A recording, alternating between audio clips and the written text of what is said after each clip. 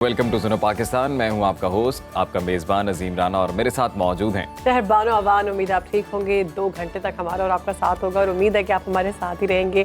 कोशिश करेंगे कि ये 2 घंटे आपके लिए बहुत फ़ायदेमंद हो, फ्रूटफुल हो, आपको कोई ऐसी इन्फॉर्मेशन दी जाए जिसके बारे में आपको पता ना हो। ये भी कोशिश करेंगे कि ये 2 घंटे हमारे लिए भी फ़ायदेमंद हो। हाँ बिल्कुल।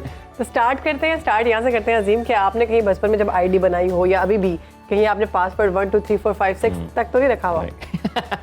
नहीं, मैंने ऐसी बेवकूफ़ी बिल्कुल भी नहीं की, क्योंकि ज़्यादातर वैसे ही मुझे पता चला कि ज़्यादातर लोगों ने बेवकूफ़ी है ना, अगर इस तरह का कोई पासवर्ड रखना कि जो बड़े आसानी से आप जज कर लें, और पासवर्ड की इंपॉर्टेंस भी अपने नाज़रीन को बता दें। वैसे ज़्यादातर तो पता ही है सबको, लेकिन आपको पता है कि पासवर्ड्स कहाँ इस्तेमाल नहीं होते आजकल हमारी जदीद टेक्नोलॉजी के दौर में। आपने कोई बिजनेस डील्स करनी है तो वहाँ पर भी, जब आपने ऑनलाइन ट्रांजेक्शन करनी है, बैंक की जो आपकी ऐप्स है वहाँ पर आपके पासवर्ड्स हैं। इसके अलावा सोशल मीडिया प्लेटफॉर्म्स की जितनी ऐप्स हैं वहाँ पे आपके पासवर्ड्स हैं।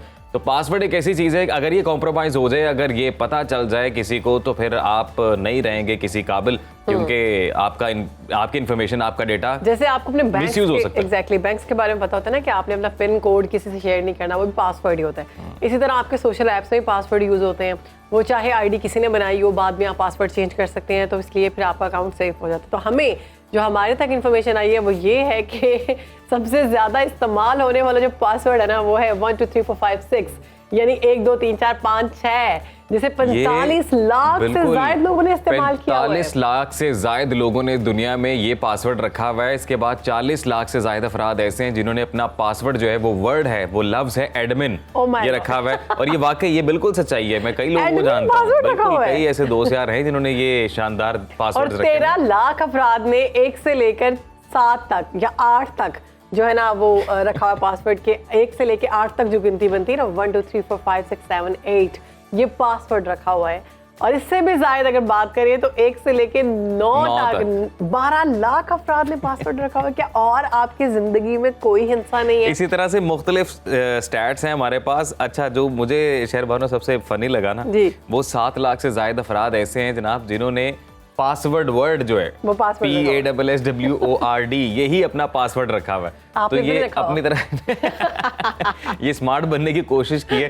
तो ये डेटा एक सामने आया है जी, और इससे पता चला है कि दुनिया में सबसे ज्यादा इस्तेमाल होने वाले पासवर्ड जो हैं वो ये हैं। अच्छा, मैं तो मैट्रिक में थी, मुझे याद है जब मैंने फेसबुक की आईडी बनाई थी, बड़े कम लोग यूज करते थे उस वक्त, लेकिन मैं चूंकि इन मामलात में काफी तेज थी, कंप्यूटर बड़ी तेज चलाती थी। अच्छा, हाँ, तो मैंने फेसबुक की आईडी बना ली बगैर किसी की हेल्प से, खुद ही कि ये क्या पूछ रहा है क्या।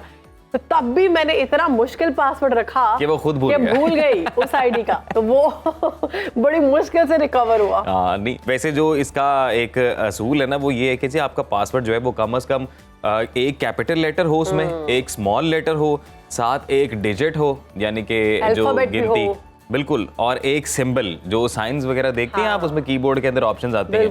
तो ये वो कहते हैं जितने कीबोर्ड के लवाजम आते हैं ना, वो सब एक एक ऐड करके आपने अपना पासवर्ड बनाना है, ताकि वो आसानी से कॉम्प्रोमाइज ना हो। क्योंकि अकाउंट में अगर आपके फॉलोवर्स ज्यादा होते हैं तो लोग कोशिश करते हैं कि वो अकाउंट जो है ना हैक कर लिया जाए। हैक तो नहीं होता, स्कैम होता है बेसिकली, कि वो आपको लिंक भेजते हैं या किसी तरीके से कहते हैं लिंक पर क्लिक करें, तो आप लिंक पर क्लिक करते हैं तो आपके सारे पासवर्ड्स और सारा कुछ उनके पास चला जाता है। विदिन सेकंड्स वो आपके पासवर्ड चेंज कर लेते हैं। तो मेरे साथ, मेरे दोस्तों के साथ तो ये हुआ हुआ, मीडिया में एंकर है वो भी, तो मेरे साथ भी 2-3 दफ़ा लोगों ने करने की कोशिश की है कि जी ये आप लिंक पे क्लिक करें तो आप हमारा प्रोफाइल चेक करें, उसके बाद फिर हम आपको ये बताएंगे कि आपने क्या करना है। ढेरों फ्रॉड निकले ना, वो तो और भी जो है फाइनेंशियल मैटर्स पे लोगों के जो है वहाँ पे भी इस तरह के फ्रॉड्स हुए, लोगों के बैंक अकाउंट्स हैक हुए। सादा लोग जो लोग हैं उनके बकायदा लाखों रुपए निकल चुके थे सिर्फ फ्रॉड तो साथ साथ चलता ही है। लेकिन हमारी जो दरखास्त है वो इस स्टोरी के हवाले से अपने नाजरीन से वो ये कि पासवर्ड इतना आसान ना रखा करें। पासवर्ड बड़ी इंपॉर्टेंट चीज होती है, इतने मुश्किल रखा करें कि आपको खुद भूल जाए। कहीं अच्छी अपने मोबाइल के नोट्स पर या कहीं भी लिख कर रख लें, किसी अच्छी डायरी पर। आप पासवर्ड लिख के तो वो किसी पेपर पे बड़ा सा लेके वो भी घर में सामने रख दें। मैं आपको यही बताने लगी थी कि मैंने वो बाद में डर के इतना मुश्किल पासवर्ड रख दिया कि मुझे खुद भूल गया। फिर मैंने उसको लिख के रखा हुआ है कि ये मेरा पासवर्ड है। ये पासवर्ड तो हो गया। अब पासवर्ड के बाद बात करते हैं मुल्क की सियासत की। तो 8 फरवरी के बाद मुल्क भर में कौमी असम्बली की 5 और 16 सूबाई हल्कों पर ज़िमनी इलेक्शन हुआ है। अब तक के गैर हतमी और गैर सरकारी नताइज में 8 फरवरी वाला ट्रेंड ही नजर आ रहा है। पंजाब में मुस्लिम लीग नून, सिंध में पीपल्स पार्टी और खैबर पख्तूनख्वा में तहरीक इंसाफ के हिमायत याफ्ता उम्मीदवारों को बरतरी हासिल है।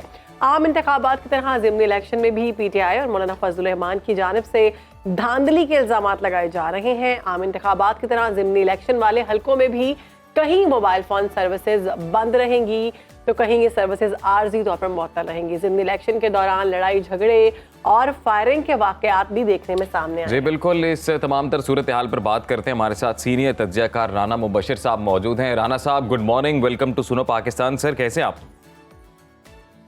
अल्लाह के शुक्र जी, and good morning to both of you and to your viewers also. Thank अच्छा, you. मन इस तरह लग रहा है मैं थाईलैंड ਦੇ किसी हैकर ਦੇ ਨਾਲ ਗੱਲ ਕਰ ਰਿਹਾ, ਮੈਨੂੰ ਮਾਰਨਿੰਗ ਸ਼ੋਅ ਬੁਲਾਇਆ। बस राना साहब, ਤੁਸੀਂ ਤੇ ਨਹੀਂ ਕਿਤੇ 1 ਤੋਂ ਲੈ ਕੇ 6 ਤੱਕ ਰੱਖਿਆ ਅਕਾਊਂਟ ਆਪਣਾ। ਪਤਾ ਚਲੇ ਕਿ ਮੈਂ ਉਹਨੇ ਯਾਰ ਸਾਰੀ ਪਤਾ ਚਲੇ ਕੱਲ ਵੱਡੀ ਵੱਡੀ ਟਵੀਟਸ ਆ ਰਹੀਆਂ ਨੇ। राना साहब, अभी ये जो गैर सरकारी गैर हतमी नताए जा रहे हैं, क्या कहेंगे इस हवाले से, ज़िमनी इलेक्शन के हवाले से ओवरऑल आपका क्या है तज्जिया? कौन सा इलेक्शन? कल वाला सर, गुज़िश्ता, बल्कि ये 8 सर, मुझे फरवरी वाले पसंद आई, इलेक्शन मुझे का पसंद तसलसल। आई आपकी बात, मुझे पसंद आई। ਇਹ ਮਤ ਨਹੀਂ ਤੁਸੀਂ ਕਿਉਂ ਐਡਾ ਤੁਸੀਂ ਇੰਪੋਰਟੈਂਸ ਦੇ ਰਹੇ ਹੋ ਇਲੈਕਸ਼ਨ ਨੂੰ? ਕਿਹੜਾ ਇਲੈਕਸ਼ਨ, ਕਿਸ ਤਰ੍ਹਾਂ ਦਾ ਇਲੈਕਸ਼ਨ, ਕਿਸ ਕਿਸਮ ਦਾ ਇਲੈਕਸ਼ਨ? ਤੁਸੀਂ ਕਿਸ ਚੱਕਰ ਵਿੱਚ ਪੈ ਗਏ ਹੋ? ਹਾਏ ਹਾਏ, ਕਿਹੜਾ ਇਲੈਕਸ਼ਨ?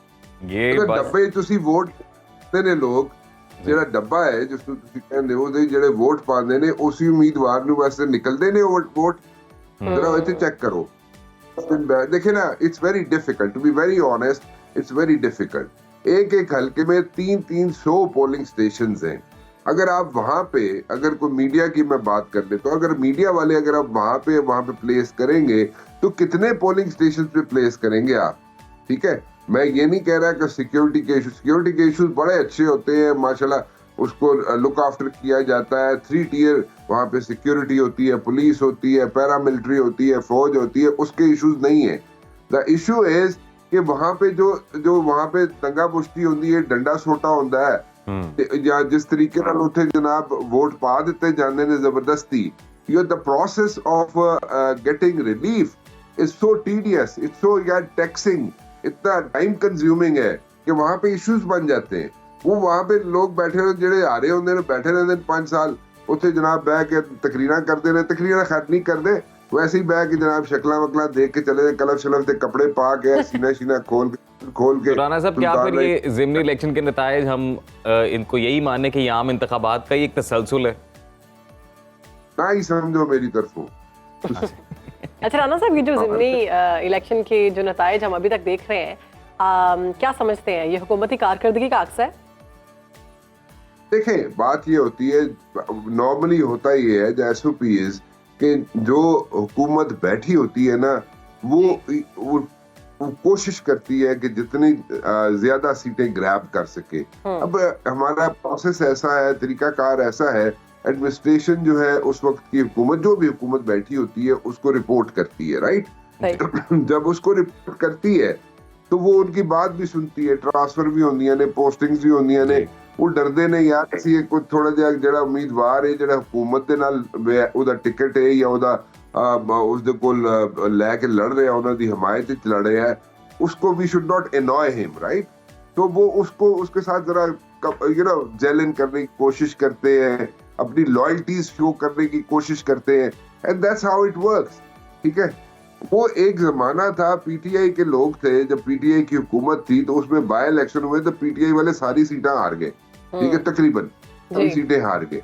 अच्छा, उनके लिए भी इट वाज अ शॉक। अच्छा, उन्होंने कहा पता की हो गया है, हो क्या गया था उस वक्त जनाब? वो बैठी हुई थी जो हुकूमत के अंदर, जो वहाँ पे बुजदार साहब बैठे हुए थे, बुजदार साहब ਨੂੰ ਇਹ ਨਹੀਂ ਪਤਾ ਸੀ यूरोपियन यूनियन ਦਾ एम्बेसडर ਜਿਹੜਾ ਹੁੰਦਾ है वो यूरोपियन यूनियन होंदी की है। ठीक है, तो इस किस्म के चीफ मिनिस्टर से उन्हें पता ही नहीं चलता था। ये सीरियसली आप राना साहब, फिर बता रहा हूँ, ज़िमनी इलेक्शन के लिए भी आपको लगता है कि कोई न्यूट्रल सेटअप, कोई केयर टेकर सेटअप आना चाहिए? I personally think this system is not working. ठीक है, this system is not working. ये बिल्कुल ये एक इशू बना हुआ है, एक सीरियस इशू है, एंड इसको सीरियसली जब तक एड्रेस नहीं किया जाएगा इस सिस्टम को, चाहे पोलिंग का सिस्टम हो, चाहे यहाँ पे रिलीफ लेने का सिस्टम हो इलेक्शंस में, चाहे जुडिशरी का सिस्टम हो, चाहे यहाँ पे पुलिस का सिस्टम हो, everything needs to be revamped. ठीक है, यहाँ पे एक हम लोग यहाँ पे बात करते हैं ना कि जनाब पता नहीं किस तरह चेंज होएगा, तो वो चेंज हो सकता है, इट इज पॉसिबल। और यहाँ पे विल की जरूरत है, the will is not there. Rana साहब, ये वैसे क्योंकि सबको पता है सर कि सिस्टम इज नॉट वर्किंग, ये सब बात कर रहे हैं, but the thing is solution क्या है, इसका ऑल्टरनेट प्लान क्या है, ये नहीं अभी तक सामने आ रहा। राणा साहब देखें, I tell you one thing, यहाँ पे अगर आप यहाँ पे जुडिशियल रिफॉर्म्स जो है वो नहीं लेके आएंगे, पुलिस रिफॉर्म्स अगर आप नहीं लेके आएंगे, इलेक्शन का तरीकाकार जो है उसको नहीं ट्रांसपेरेंट बनाएंगे, यहाँ पे सबकी सारे स्टेक होल्डर्स जो है, सब स्टेक होल्डर्स, ठीक है, वो सर जोड़ के if they don't sit across the table, अगर वो मिल के बैठ के सारी चीजों को जॉट डाउन कर लेना, इश्यूज वो एडे बड़े इश्यूज भी नहीं है, तो 8-10 इश्यूज हैं उनको जॉट डाउन करके उनको एड्रेस कर लें अगर आप, और कितने दिन लग जाएंगे, महीना लग जाएगा, 2 महीने लग जाएंगे, सारे इश्यूज एड्रेस हो जाएंगे, एंड वंस फॉर ऑल आपका मुल्क जो है एक तरक्की की राह पे चलना शुरू हो जाएगा। तरक्की की राह पर तो चलेगा, लेकिन अगर कोई हुकूमत चलेगी तो फिर अभी जो तहरीक सामने आ रही है अपोजिशन की जानिब से, वो तो मौलाना फजलुर रहमान साहब की जानिब से ये भी कहा गया है कि हम ये हुकूमत नहीं चलने देंगे।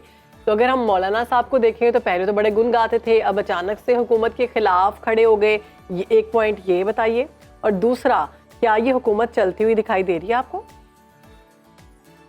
देखें, मौलाना साहब की पहले बात कर लेते हैं। मौलाना साहब देखें बैठ के उन्होंने बात की, in a way it was good, PTI वालों के साथ बैठ के बात की ना, पीटीआई वालों ने इनके साथ बैठ के बात की।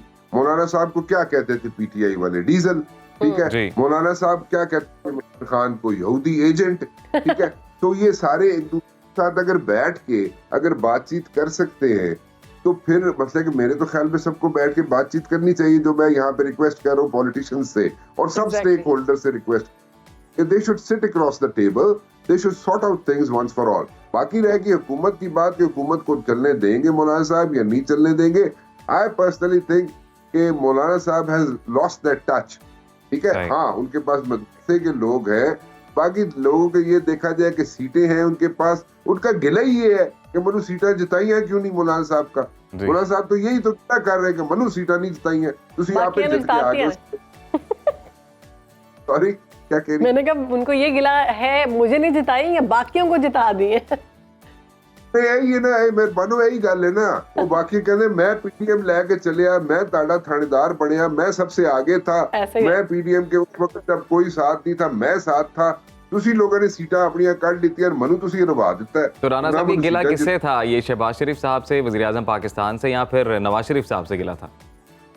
सबसे गिला कर रहे हैं वो, ठीक है ना, जिन जिन की सीटें, जिन्होंने अपनी अपनी सीटें निकलवा ली हैं, वो कहते हैं मौलाना साहब कि मेरे हस्ते नहीं कह सकते सो तुसी, मेरी सीटें नहीं कटवा सकते सो तुसी ये की कीता है, मतलब उनके इर्द गिर्द जितने लोग हैं उनकी सीटें हार गए वो, देखे ना, वो उनका दुख वो अपनी जगह, वो ठीक है, उनके हुकूमत के अंदर उनका गवर्नर मौजूद है, उनके अजीज हैं, उनकी रिश्तेदारी है, व्हाटएवर, मुझे नहीं पता क्या है, लेकिन वो उनकी गवर्नरशिप है केपीके में, but at the very same time सीटें यार, इतनी इंपॉर्टेंट सीटें, मौलाना फजलुर रहमान साहब इतने बड़े लीडर, टर्की में जाके अभी रिसेंटली क्या क्या कुछ करते रहे, मेरे ख्याल में कुछ दिनों में आपके सामने आ जाएगा अगर ये इसी तरह मौलाना साहब रहे और इसी तरह उन्होंने कहा जनाब के सड़कों पे निकलूंगा। अच्छा, कुछ आने वाला है, इसका मतलब है कोई ब्रेकिंग न्यूज़ आने वाली है? मेहरबान और सारी गल्ला ना पूछा करना। तो उस तो मतलब कि वो देखे ना, ये सारी चीजें जो है वो मतलब nobody is like, everybody has like a everybody has something, a skeleton in the cupboard, you know, let me put it this way। तो ये पॉलिटिशियंस जो है थोड़ा सा, मैंने तो ख्याल में रिक्वेस्ट ही कर सकते हैं हम लोग। तो राणा साहब आने वाले दिनों में कोई बड़ा अलायंस देख रहे हैं आप JUIF और PTI के जो बैक्ड कैंडिडेट्स हैं उनके माबैन? देखिए रान साहब, अगर आप नया अलायंस बना भी लेंगे ना, ठीक है, तो अगर आप नया अलायंस बनाएंगे ना, सड़कों पे अगर जॉइंटली निकलेंगे ना आप, मतलब अगर मौलाना फजल, ये मेरे ख्याल में आप ये पूछ रहे हैं कि मौलाना फजल रहमान साहब हो यानी कि JUI हो और उसके साथ PTI हो, वो बाहर इकट्ठे निकले, देखिए फिर वही बात है, जो स्टैंस लिया हुआ है, हार्ड स्टैंस है, रिजिड स्टैंस है, गलत है, सही है इमरान खान का, वो मासेस में अपना जो है ना टच वो लूज कर सकते हैं उससे। तो I don't think that's going to happen, I have my doubts about that. तो मेरा नहीं ख्याल वो हो जाएगा, वो मुश्किल होगा, वो अलायंस नहीं हो सकता। लायस नहीं हो सकता, नहीं रहेगा बस ड्राइंग रूम में गए, मिले शिले, सलाम दुआ की थी, जफियां शफियां पाइयां, पीती कावा पीते आ गए। ठीक हो गया। आपको लगता है कि मौलाना साहब दोबारा से हुकूमत की बातों में आ सकते हैं, ये दोस्ती दोबारा से हो सकती है बहाल? Very good question मेहरबानो। देखें, मौलाना साहब is not a opposition material, ठीक है, ऑपोजिशन में ज्यादा अरसा नहीं रह सकते मौलाना साहब। जी। और मौलाना साहब ने अभी जो 17 माह 18 माह की हुकूमत की है, उस हुकूमत के अंदर उनके पास देखें कितनी अच्छी अच्छी ल्यूक्रेटिव किस्म की मिनिस्ट्रीज थी, and he had a ball of a time, he really enjoyed the time, you know 16 महीने उन्होंने बहुत एंजॉय किया है, बड़ा अच्छा टाइम गुजरा उनका। And he like you no की कहते हैं पंजों की होश सर द सिर कढ़ाई सी, और इतनी अच्छी अच्छी मिनिस्ट्रीज थी जेई के पास, तो वो ठीक थे, बिल्कुल ठीक थे। और कितना अरसा ऑपोजिशन में रहेंगे मौलाना साहब? मौलाना साहब बहुत अच्छे लीडर हैं, मौलाना साहब बहुत अच्छे पॉलिटिशियन हैं, मौलाना साहब की फॉलोइंग बहुत अच्छी है, मौलाना साहब की देखिए सब चीजें मौलाना साहब की ठीक है, लेकिन the point is not opposition material, he will not be able to pull this thing up for long, you know. वो इधर किसी अरसे में किसी जगह पे जाके he will have to make some compromises, गिले हैं उनको। हमारा तो ख्याल था कि बाय पोल पे उन्हें ये बाय पोल्स कह रहा हूँ मैं उनको, बोला सबको सॉरी, लेकिन वो मतलब कि बाय इलेक्शन पे उनको यहाँ पे कुछ ना कुछ मिल जाएगा, लेकिन वो भी नहीं हुआ। बट एनीवेज वो सोशल मीडिया पर जो ट्रेंड चल रहे हैं उनमें ये भी एक पॉइंट डिस्कस हो रहा है कि खुद पीटीआई का जो सपोर्टर है वो भी नहीं निकला सही तरीके से, उन्होंने भी उस तरह से जो है वोट नहीं कास्ट किया। तो आपको क्या लगता है, ऐसा हुआ है? यस, हुआ है, बिल्कुल हुआ है, और हुआ है, ऐसा ही हुआ है। देखिए यहाँ पे वो जो एक माइंडसेट बन गया ना लोगों का, देखिए पीटीआई ने कोई गलतियां नहीं, बहुत सारी गलतियां की हैं पीटीआई ने, और पीटीआई की जो गलतियां चलती आ रही है, देखिए नो कॉन्फिडेंस प्रूफ जो है, what is no confidence proof? It's just like you know, ये कॉन्स्टिट्यूशनल मूव है, आप जो मर्जी कहते हैं, हमारे साढ़े बंदे चुक लेते हैं, साढ़े बंदे ले गए, जो मर्जी कहते हैं, लेकिन नो कॉन्फिडेंस प्रूफ जो है वो कॉन्स्टिट्यूशनल एक चीज है जिसको वहां पे फेस करना पड़ा पीटीआई को, और उसकी वजह से हुकूमत चलेगी। लेकिन देखे 17 सीटें 17 सीट्स के साथ मोहतरमा बेनजीर भुट्टो, इतना बड़ा नाम, इतनी बड़ी लीडर, इतनी बड़ी पार्टी की लीडर, वो 17 सीटों के साथ जाके बैठ गई थी नेशनल असेंबली में। तो आप नहीं बैठ सकते, आप बैठते, यकीन माने पीटीआई वाले नेशनल असेंबली के अंदर बैठते नो कॉन्फिडेंस मूव के बाद, ये 3 महीने चल सकते थे, 16 महीने तो बड़ी दूर की बात है, 3 महीने नहीं चल सकते थे, और 3 महीने बाद इलेक्शन हो जाना था। तो वो ये सारी जो सिचुएशन इतनी ड्रैग हुई, इतनी जनाब स्ट्रेच हुई, ये नहीं हो सकती थी और ना होनी थी। अब उसके बाद आपने पंजाब की असेंबली तोड़ दी, उसके बाद केपीके की तोड़ दी, you know, one after the other they make mistakes, and those mistakes are, you know, इतना उसमें टाइम गुजर गया। अच्छा राना साहब, मैं आपको यहाँ पर सॉरी कट करूंगी आपकी बात को। उस वक्त जब ये असेंबलियां तोड़ी जा रही थी पीटीआई की जानिब से, तो बड़े बड़े आप जैसे तजिया निगार जो हैं वो टीवी पर आकर बोल रहे थे कि ऐसे नहीं करना चाहिए, तोड़ने से पहले भी कह रहे थे, और जब 1-2 असेंबली टूटी तब भी कहा गया कि कोशिश करें कि जो रह गई है उसके साथ ये ना करें, लेकिन उसके बावजूद किया गया। क्या बानी पीटीआई को कोई मशवरा देने वाला बंदा मौजूद नहीं रहा इस तरह का? मेहरबानो, फूक देने वाले बहुत होते हैं ना, जब इतने बड़े लीडर होते हैं, जैसे इमरान खान होते, इमरान खान जो बड़े लीडर हैं, ठीक है, उनके इर्द गिर्द 4-6 लोग ऐसे होते हैं फूक दे देने, और जनाब तुसी इंज करोगे तो फटे चुके जाएंगे, तुसी इंज कर दोगे तो क्या हो जाएगा, देखेंगे जनाब यहाँ पे कैसे नहीं लोग निकलते, आप इतने बड़े लीडर हैं, ये सब कुछ हो जाए। सब बातें ठीक है, सब बातें ठीक है, लेकिन देखे पॉलिटिशियन वो होता है जो एक विंडो ऑफ अपॉर्चुनिटी जो है ना हमेशा खुली रखता है। exactly. ठीक है, डेड एंड की तरफ नहीं जाता, ठीक है, एक बंद गली की तरफ नहीं जाता, ठीक है, वो उधर जाके पहुंच के जब सारी ऑप्शंस एक्सप्लोर करके एग्जॉस्ट के नहीं बैठ जाता। तो वो उन लोगों ने, जिन लोगों ने इनको पंप किया लीडर को और रियलिटी चेक से दूर रखा जी, वो गलतियां उन्होंने करवाई। बिल्कुल वो गलती राना साहब, वक्त की किल्लत है, जाते जाते योर लास्ट कमेंट हुक्मरान जमात मुस्लिम लीग नून के लिए, आपको लग रहा है कि पीएमएल-एन में अभी एक मेजर रिफ्ट है? अगर है तो उसकी बुनियादी वजह क्या है? देखिए रिफ्ट तो है, बिल्कुल है, इसमें कोई शक नहीं, और हर पार्टी के अंदर होती है रिफ्ट, ठीक है, पीपल्स पार्टी के अंदर भी है।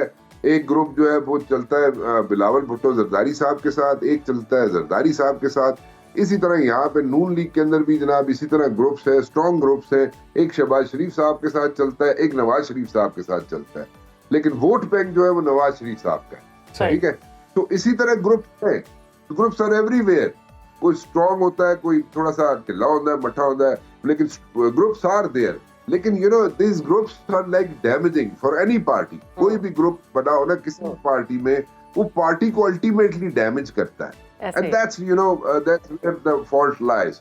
ग्रुप्स ना हो, ग्रुप्स ना बने, ठीक है, पावर गेम है। नवाज शरीफ के हुक्मरान बनाने की बातें पहले हो रही थी, अब कहा जा रहा है कि नवाज शरीफ तो हुक्मरान वजीर आजम बनना ही नहीं चाहते थे, और अब जो बातें हो रही है सारा मलबा जो है वो कहते हैं हमारे पर मत डालें। मौलाना कह रही हूँ राना सनाउल्लाह साहब, वो कहते हैं जी आप हम किसी चीज के जिम्मेदार नहीं, हमें सिंपल मेजोरिटी नहीं मिली। नहीं, राना साहब ने बुलाना साहब तुसी ठीक किया वैसे, लेकिन एनीवेज गल ये कि देखे बिल्कुल बात सही है। वो इस चीज को इस तरह आर्टिकुलेट करें। राना सनाउल्लाह साहब अभी आए हुए थे मेरे पास शो में सैटरडे को, probably last Saturday, and he said के यही क्वेश्चन जो आपने मुझे किया मैंने उनसे किया था। एंड ही सेड के देख साडे जेड़ा मैनिफेस्टो है, मैनिफेस्टो जेड़ा ਅਸੀਂ ਦਿੱਤਾ ਹੋਇਆ ਹੈ, this is Rana Sanaullah telling me on my show कि जेड़ा मैनिफेस्टो ਅਸੀਂ ਦਿੱਤਾ ਹੋਇਆ ਹੈ ਉਸ ਨੂੰ ਅਸੀਂ ਮਨ ਪੂਰਾ ਨਹੀਂ ਕਰ ਸਕਾਂਗੇ। And that's the problem. That's what I wanted to say. उन्होंने इस चीज को क्लैरिफाई किया है। तो why are you here? आप क्या कर रहे हैं फिर, ना काम करें? एक गल तो ठीक है, जब नई मैनिफेस्टो पूरा हो सकता है, you are in the corridors of power, they might as well stay away। फिर घर में जो गल तो ताड़ी ठीक है मेहरबानो, लेकिन ऐसे होता नहीं है ना।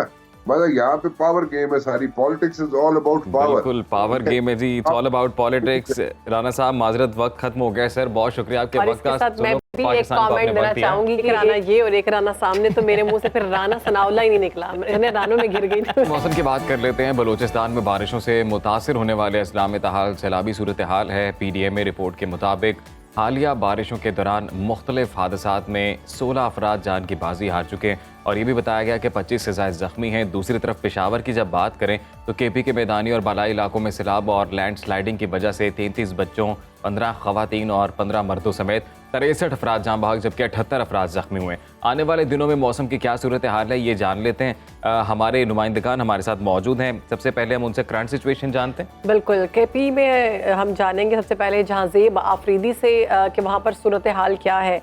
तो जहांजेब बताइएगा इस वक्त KPK की क्या सूरत हाल है? जी बिल्कुल, जिला खैबर के तीनों तहसीलों जमरोद, दंडी कोतल, बाड़ा और वादी तीरा में 3 दिन की शदीद बारिश और जालाबारी के बाद इस वक्त दरिया बाड़ा में जो है निचले दर्जे का सैलाब आ चुका है। इस सैलाब की वजह से जिला खैबर वादी तीरा में जो दरिया के किनारे मकानात थे उनको शदीद नुकसान पहुंचा है। इसके साथ साथ जो ज्यादातर खेती बाड़ी जो है वो इसी दरिया की मरहूर मिन्नत है, और उस वजह से वो खेत की कटाई की वजह से वो भी मुकम्मल तौर पर तबाह हो चुका है, जिसकी वजह से जमींदारों को और मकामी लोगों को काफी नुकसान उठाना पड़ा है।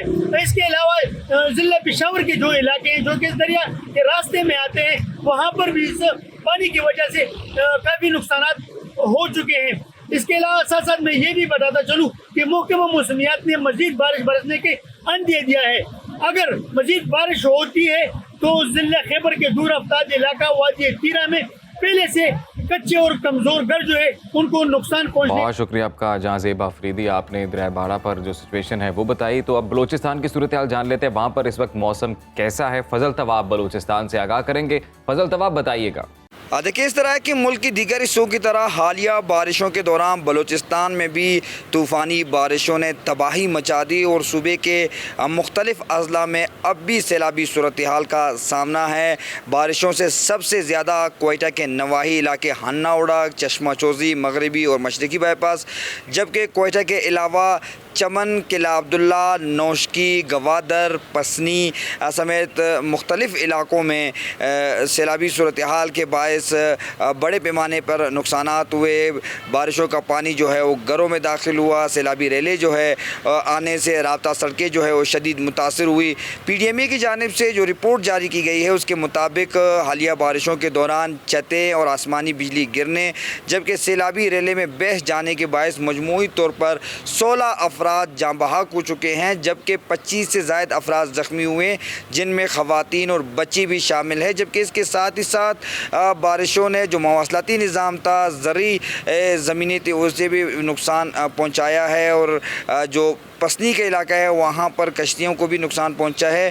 मजमूई तौर पर 3 पुल जो है वो सैलाब की नज़र हो चुके हैं, जबकि 16 के करीब इन मुख्तलिफ़ अज़ला में छोटी बड़ी राब्ता सड़की थी जो सैलाबी रेले में बह गई। हन्ना उड़क में चूँकि जो मेन शारा है वो अब तक बंद है, जिसकी वजह से वहाँ पर लोगों को शदीद मुश्किलात का सामना करना पड़ रहा है। इस तमाम तर सूरत हाल में महकमे PDMA, लेवीज़, पाक फ़ौज, फ्रंटियर कोर्ट समेत दीगर इदारों की जानिब से सैलाब से मुतासरा अज़ला में बड़े पैमाने में रेस्क्यू रिलीफ ऑपरेशन का जो सिलसिला है वो जारी है। बड़ी तादाद में लोगों को महफूज मकामात पर भी मुंतकिल किया गया है। खेमे जो है और अद्वियात और इसके अलावा खुराक जो है PDMA की जानिब से मुतासरा अज़ला में इंतज़ामिया को फराम की गई है। एक बार फिर PDMA की जानिब से एक एडवाइज़री जारी की गई है कि 24 अप्रैल से एक बार फिर बलूचिस्तान के मुख्तलिफ़ अज़ला में बारिशों की पेशगोई की है, जिसकी वजह से मज़ीद सूरत हाल गंभीर हो सकती है और नदी नालों में तूफ़ानी की सूरत हाल जो है वो पैदा हो सकती है और पहाड़ी इलाकों में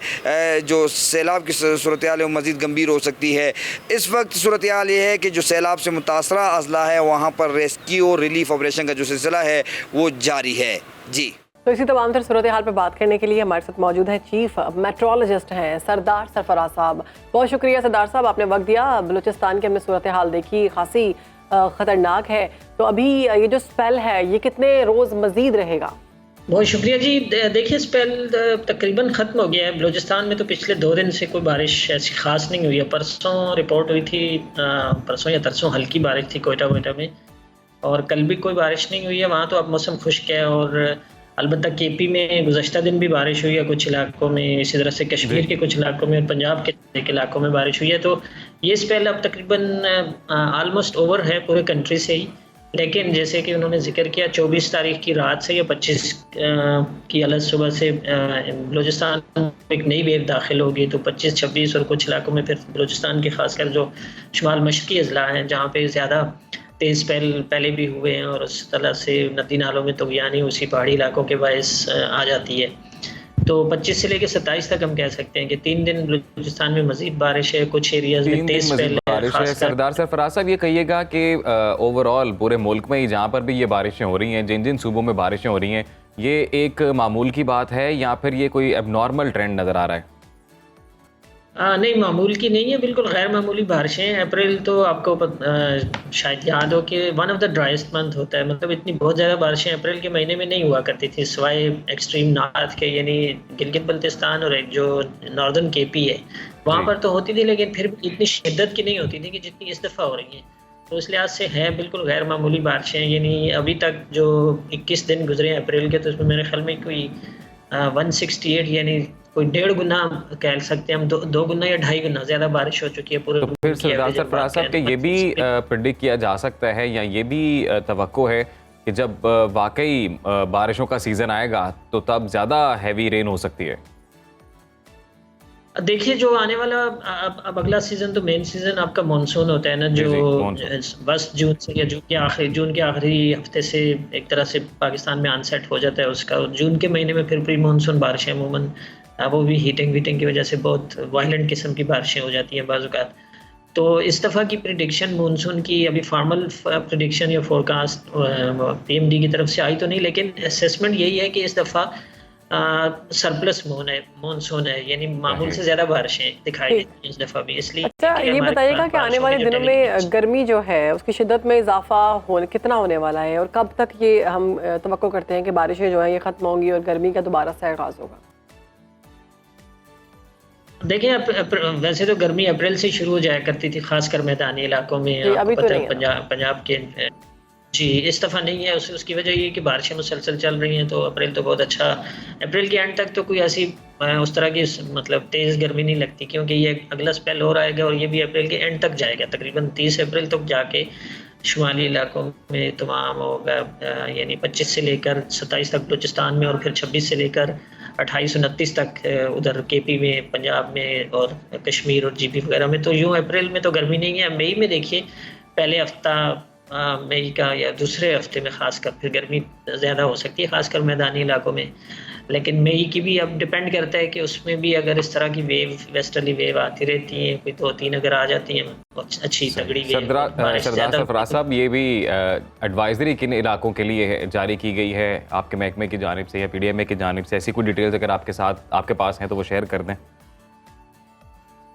देखिए, इसमें मेरे ख्याल में आज हो सकते का इशू कीजिए, इस्लामाबाद ऑफिस इशू करता है ना, नेशनल लेवल की जो होती है हमारा इस्लामाबाद ऑफिस, तो हो सकता है आज इशू करें या कल करें। लेकिन मैं आपको बता रहा हूँ यही चीज़ होगी एडवाइजरी में भी कि बलूचिस्तान में 25 से लेकर 27 तक और केपी में 26 से लेकर 28-29 तक, और केपी में भी और पंजाब के भी बेशतर एरियाज़ में, खासकर सेंट्रल और नॉर्दर्न पंजाब, इसी तरह से कश्मीर और इसी तरह से जीबी, उन तमाम इलाकों में 26 से लेकर 29 या 30 तक ये स्पेल चलेगा। और अगेन केपी में ज़्यादा तेज स्पेल मुतवक्के है, बलूचिस्तान में। बहुत शुक्रिया आपका सरदार सरफराज साहब, आपने सुनो पाकिस्तान को और वेदर की सिचुएशन से मुतल्लिक आप बात कर रहे थे। प्रोग्राम में आगे बढ़ेंगे, बात करेंगे पाकिस्तानी टैलेंट की। सुनो पाकिस्तान इस बात की कोशिश करता है कि हमारे यहाँ जो भी टैलेंट है वो आप तक लाया जाए, पहुँचाया जाए। कोशिश की जाती है कि लोगों को अप्रिशिएट किया जाए। तो कोई भी मैदान हो, कोई भी शोबा हो, पाकिस्तानी नौजवान किसी से कम नहीं है। इस वक्त हमारे साथ एक ऐसे ही नौजवान मौजूद है, एहसान अब्बासी उनका नाम है, जिन्होंने दुनिया में पहली बार कंप्यूटर कीबोर्ड के जरिए गाड़ी को कंट्रोल किया और इसे ड्राइवर के बगैर चलाकर दिखाया। जी बिल्कुल, एहसान अब्बासी के इस कारनामे ने दुनिया को वर्ता हैरत में डाल दिया है। तो उनसे ही जानते हैं कि ये क्या प्रोजेक्ट है। एहसान, बहुत शुक्रिया आपके वक्त का। तो बताइएगा, कीबोर्ड से कैसे कंट्रोल कर रहे हैं इस गाड़ी को? बिस्मिल्लाहिर्रहमानिर्रहीम। कीबोर्ड के ज़रिए जो मैनुअल गाड़ी है आल्टो VXR, वो सारी गाड़ी में कीबोर्ड के बटनों के ज़रिए कंट्रोल करता हूँ, जिसमें गाड़ी का स्टीयरिंग, गाड़ी की ब्रेक, इसकी रेस, क्लच, वाइपर, इंडिकेटर, लाइटें, ये जो सारे इसके बेसिक फीचर्स हैं, ये सारे मैंने कीबोर्ड में शिफ्ट किए हैं। और ये सारे जो है कंप्यूटर के कीबोर्ड के ज़रिए कंट्रोल होते हैं और कीबोर्ड के ज़रिए गाड़ी चलती है। अच्छा, तो ये कीबोर्ड के ज़रिए जो तकरीबन 6 आइडिया कैसे आया आपको कि मैं ये वाला आइडिया जो है ना इसको लेकर आता हूँ, ये थोड़ा मुनफरिद है, और उसके बाद फिर कामयाब होने में कितना वक्त लगा, कितनी मेहनत की आपने? तकरीबन 6 से 7 महीने से मैं इस प्रोजेक्ट पे काम कर रहा हूँ और 7 महीनों की मेहनत के बाद इस प्रोजेक्ट को मैंने कामयाब किया। और आइडिया मैं गेम से इंस्पायर हुआ हूँ कि जब हम गेम में गाड़ी चलाते हैं कीबोर्ड के ज़रिए, कि उसको रियल लाइफ में, रियलिटी में एक्सपीरियंस किया जाए कि रियल लाइफ में कैसा लगता है कि अगर गाड़ी कीबोर्ड से चले और पिछली सीट में बैठ के आप गाड़ी को कीबोर्ड के ज़रिए चलाएं तो उसका एक्सपीरियंस कैसा होता है। तो गेम से इंस्पायर होकर फिर वो तो एक्सीडेंट भी तो हो सकता है पिछली सीट पर बैठ के अगर हम चलाएं तो। नहीं, फ्रंट सीट पे भी ये फिट हो सकता है, लेकिन जो मैंने तजर्बे किए हैं वो फ्रंट सीट पे बैठ के किए। लेकिन तजर्बे कामयाब होने के बाद, सिस्टम को कामयाब बनाने के बाद, जो सिस्टम है उसको मैंने पिछली सीट पे शिफ्ट कर दिया है, क्योंकि अगर फ्रंट सीट पे शिफ्ट करता है लोगों को यकीन नहीं आता कि ये गाड़ी कैसे चल रही है। तो पिछली सीट से लोगों को इंस्पायर किया जा सकता है। जी, तो एहसान ये बताएं कि क्या जो बंदा कीबोर्ड को ऑपरेट कर रहा है वो गाड़ी के अंदर बैठा होना उसके लिए ज़रूरी है? वो बाहर बैठ के भी कीबोर्ड से गाड़ी को कंट्रोल कर सकता है? नहीं, अभी जो सिस्टम मैंने बनाया है ना, इसके लिए ज़रूरी है कि आप गाड़ी के अंदर बैठ के गाड़ी को कीबोर्ड से चलाएंगे। लेकिन मेरा फ्यूचर प्लान यही है इस प्रोजेक्ट के हवाले से कि गाड़ी को वायरलेस तरीके से कंट्रोल किया जाए, किसी इंटरनेट कनेक्शन के ज़रिए गाड़ी को कंट्रोल किया जाए कि गाड़ी के अंदर मौजूद कोई भी ना और गाड़ी चले। Very nice. अच्छा एहसान, अब हम देखते हैं कि दुनिया में बहुत बड़ी बड़ी कंपनीज हैं जो जदीद टेक्नोलॉजी पर गाड़ियाँ बना रही हैं, काम कर रही हैं, तो उन्होंने किसी ने आपके साथ कांटेक्ट किया? फ़िलहाल तो किसी कंपनी या किसी ऐसे इदारे ने कांटेक्ट नहीं किया इस प्रोजेक्ट के हवाले से। उम्मीद है कि फ्यूचर में जब मैं मज़ीद मेहनत करूँगा और मज़ीद इससे बेहतर प्रोजेक्ट लाऊंगा तो उम्मीद है कि वो कांटेक्ट कर लें, लेकिन अभी तक इस हवाले से किसी ने कांटेक्ट नहीं किया। अच्छा एहसान, ये बताएं कि कितना खर्चा आया आपके इस प्रोजेक्ट पे? हालात साजगार थे, माहौल सपोर्टिंग था, आपको आपके दोस्तों ने, आपकी फैमिली ने सपोर्ट किया कि ठीक है आप बनाएं इस तरह की गाड़ी जो कीबोर्ड से चले? बिल्कुल, फैमिली ने सपोर्ट किया है। इस प्रोजेक्ट पे 7 महीने लगे और जो ख़र्चा हुआ है वो 7 महीनों में मैंने थोड़ा थोड़ा करके इस गाड़ी पे ख़र्च किया है और 2.5 से 3 लाख रुपए इस प्रोजेक्ट पे मैंने लगाए हैं। अच्छा जी, तो अब ये बताएं कि फ्यूचर प्लान्स क्या हैं आपके? फ्यूचर प्लान यही है कि इंटरनेशनल किसी टॉप रैंक यूनिवर्सिटी में अगर मुझे हुकूमत की तरफ से स्कॉलरशिप मिले मैकेट्रॉनिक्स इंजीनियरिंग में, और मैं वहाँ किसी दूसरे कंट्री में जाके आला तरीम हासिल करूँ, प्रैक्टिकल फील्ड में और जदीद टेक्नोलॉजी के बारे में जान सकूँ, और उसके बाद वही चीज़ें पाकिस्तान में आके अप्लाई करूँ, और ताकि पाकिस्तान को फ़ायदा और पाकिस्तान को रिप्रेजेंट कर सकूँ। Very nice. हमारी तो दुआ है, और सुनो पाकिस्तान के इस प्लेटफॉर्म से हम लोग ये अरबाब इख्तियार तक आपका मैसेज भी पहुंचा रहे हैं, बल्कि खुद आपकी ज़ुबानी ही मैसेज चला जाएगा। इतना टैलेंट अगर है आप में, और ऑब्वियसली आपने करके भी दिखाया है वो, तो आई एम श्योर कि आपका ये ख्वाब जल्दी पूरा होगा।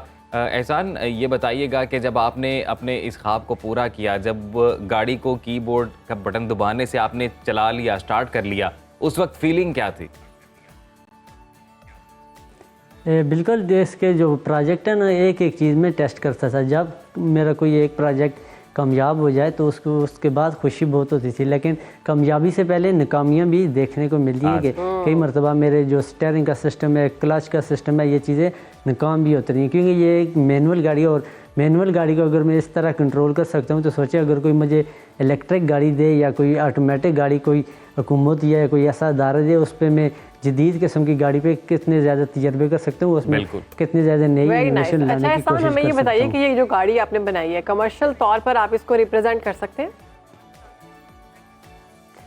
फ़िलहाल तो नहीं कर सकते, फ्यूचर में हो सकता है कि रिप्रेजेंट कर सकें, क्योंकि फ़िलहाल इसमें मैं काम कर रहा हूँ, और मेरी ये ख्वाहिश है कि इसको वायरलेस तरीके से कंट्रोल किया जाए, वो इससे ज़्यादा बेहतर रहेगा, और जदीद किस्म के सेंसर वगैरह इसमें ऐड किए जाए। बचपन से शौक था गाड़ियों का, और आपकी इंस्पिरेशन क्या है? किससे इंस्पिरेशन लेते हैं आप?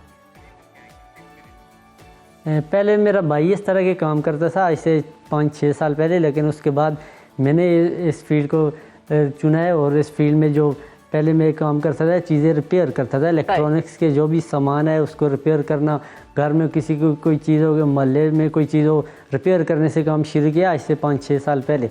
लेकिन उसके बाद फिर गाड़ी ले ली थी, वालिद साहब ने उसमें जो है तजर्बे करता रहा, और गाड़ी में मैंने फिर जदीद टेक्नोलॉजी ठीक है एहसान, हमारी बेस्ट विशेज़ आपके साथ हैं, मज़ीद कामयाब हों और पाकिस्तान का नाम रोशन करें। बहुत शुक्रिया, आपने वक्त दिया। साथ ही साथ हमारी अगेन अरबाब इख्तियार से ये दरख्वास्त है कि जब इतना टैलेंट हमारे मुल्क में मौजूद है तो उस टैलेंट को यूटिलाइज करना चाहिए मुल्क की तरक्की के लिए। यही पाकिस्तान के हीरोज़ हैं। प्रोग्राम में कुछ जिक्र हो जाए कि ऐसे फनकार का जिसने अपनी 60 साल लोगों के चेहरों पर मुस्कुराहट बिखेरी है। 16 साल की उम्र में कमर्शियल थिएटर से अपने करियर का आगाज़ करने वाला ये फनकार बचपन में ही अपने टीचर्स, रिश्तेदारों और दोस्तों की एग्जैक्ट कॉपी करके लोगों को हंसाया करता था।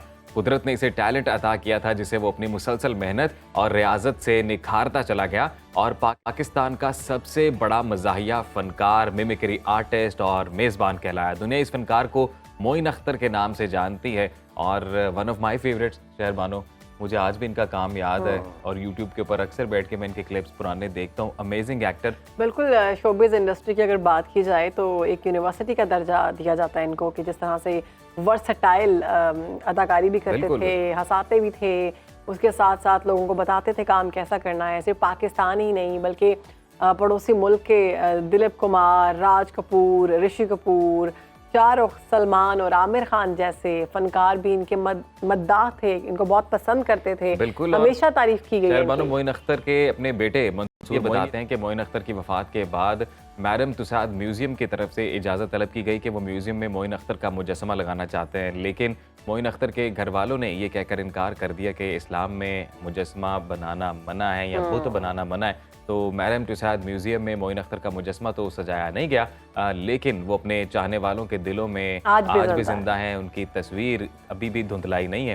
तो 13वीं बरसी पर सुनो न्यूज़ जो है और बिलखसूस सुनो पाकिस्तान उनकी फ़नी खिदमात को खराज तहसीन पेश कर रहा है। तो ऐसे टैलेंटेड लोग हमेशा हमारी यादों में रहेंगे। जब भी इनका जिक्र आएगा तो एक लंबी फहरिस्त होगी। ये शहरबानो वाकई ये सही लफ्ज़ इस्तेमाल किया गया कि टैलेंट के इदारे हैं, ये टैलेंट की यूनिवर्सिटी है, तो जितना सीखा जाए इनके काम से कम है। शानदार इन्होंने अपना दौर दिया और बेहतरीन अंदाज में अपने फन के जौहर अभी भी जो चीजें दिखाई गई हैं हम यहाँ पर बैठ के हंस रहे हैं। यादें ताज़ा होगी, नॉस्टैल्जिक बिल्कुल। क्योंकि नहीं अभी से ये बात ये ना कह देना कि आप इतने पुराने हैं, मैं इतना पुराना नहीं हूँ, लेकिन वैसे ही यूट्यूब पे मैंने इनका काम बहुत देखा है, मुझे बहुत पसंद है। हमने इनका काम देखा हुआ है और यकीनन देखना भी चाहिए। तो आगे बढ़ते हैं, अब कुछ बात कर लेते हैं खेल के मैदान की। जी, तो 5 मैचेस के सीरीज के तीसरे T20 मैच में न्यूजीलैंड ने पाकिस्तान को 7 विकेटों के शिकस्त से 2-4 कर दिया है और रावलपिंडी में खेले गए 5 मैचेस के सीरीज के तीसरे T20 मैच में कीवी टीम के कप्तान ने टॉस जीतकर मेजबान पाकिस्तान को पहले बैटिंग की दावत दी।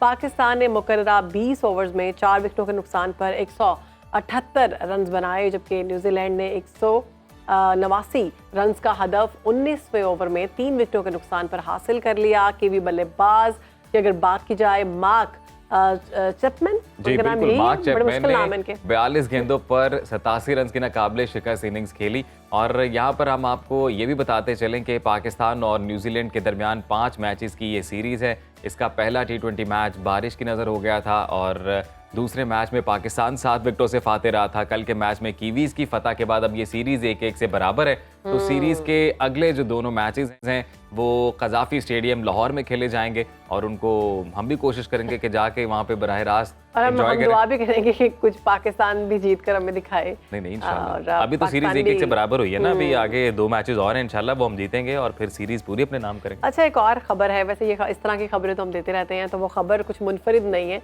चल रहा है, ये तो हो रहा है। तो आपको बताएंगे कि कौमी क्रिकेट टीम के कप्तान बाबर आजम ने एक और बड़ा एजाज अपने नाम कर लिया है और बाबर आजम T20 इंटरनेशनल में सबसे ज्यादा रन्स बनाने वाले कप्तान बन गए। जी बिल्कुल, बाबर आजम ने ऑस्ट्रेलिया के एरन फिंच का ये रिकॉर्ड तोड़ दिया है, जिन्होंने बतौर कप्तान 76 इनिंग्स में 2362 रन बनाए थे।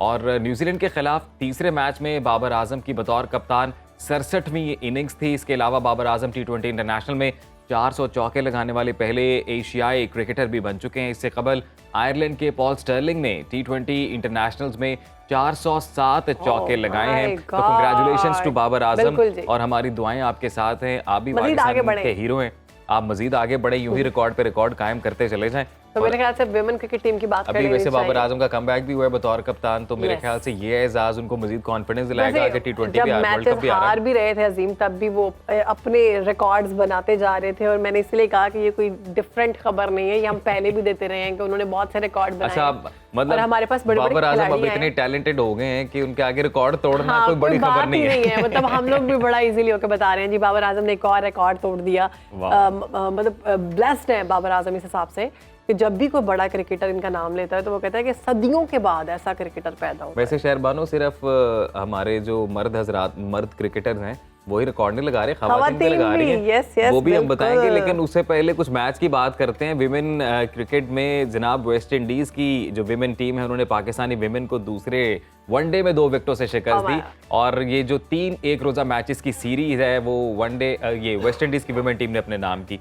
तो अब कल यानी कि 23 अप्रैल को जो है ये आखिरी मैच खेला जाएगा। मैच की तफसीलात की बात करें तो कराची के नेशनल बैंक स्टेडियम में पाकिस्तान विमेन टीम की कप्तान निदा डार ने टॉस जीतकर बैटिंग का फैसला किया, जिसके बाद कौमी विमेन टीम 48.5 ओवर्स में 223 रन बना सकी। दिलचस्प मुकाबले में वेस्ट इंडीज को आखिरी बॉल पर 3 रन दरकार थे, जब फातिमा सना की लास्ट बॉल और कीपर के हाथों से निकलते हुए बाउंड्री लाइन क्रॉस कर गई और यूं वेस्ट इंडीज वुमेन टीम ने दिलचस्प मुकाबले के बाद पाकिस्तान वुमेन टीम को दूसरे वनडे में 2 विकेटों से शिकस्त देकर 3 मैचेस की सीरीज अपने नाम करें। शहरबानो, आपको कमेंटेटर होना चाहिए, आप बड़ी अच्छी कमेंट्री करती हैं मैच को।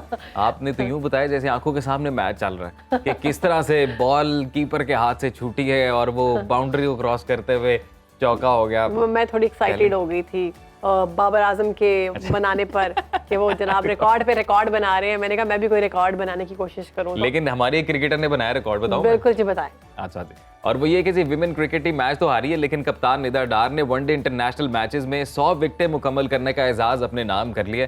ऑफ स्पिनर निदा डार ने 100वीं विकेट 108वें वनडे इंटरनेशनल में वेस्ट इंडीज विमेन टीम के खिलाफ हासिल की है। निदा डार 100 वनडे इंटरनेशनल विकेट्स लेने वाली दूसरी पाकिस्तान विमेन क्रिकेटर हैं। इनसे पहले कौन थी? जी बिल्कुल, निदा डार से पहले साबिक कप्तान सना मीर, जिन्होंने 120 वनडे इंटरनेशनल मैचेस में 151 विकेट्स हासिल किए हैं, जो किसी भी पाकिस्तानी विमेन क्रिकेटर की जानिब से वनडे में सबसे ज्यादा विकेट। तो आपके लिए तो मैं क्लैप करूंगी, क्योंकि खवातीन जब रिकॉर्ड बनाती हैं तो और ज्यादा खुशी होती है।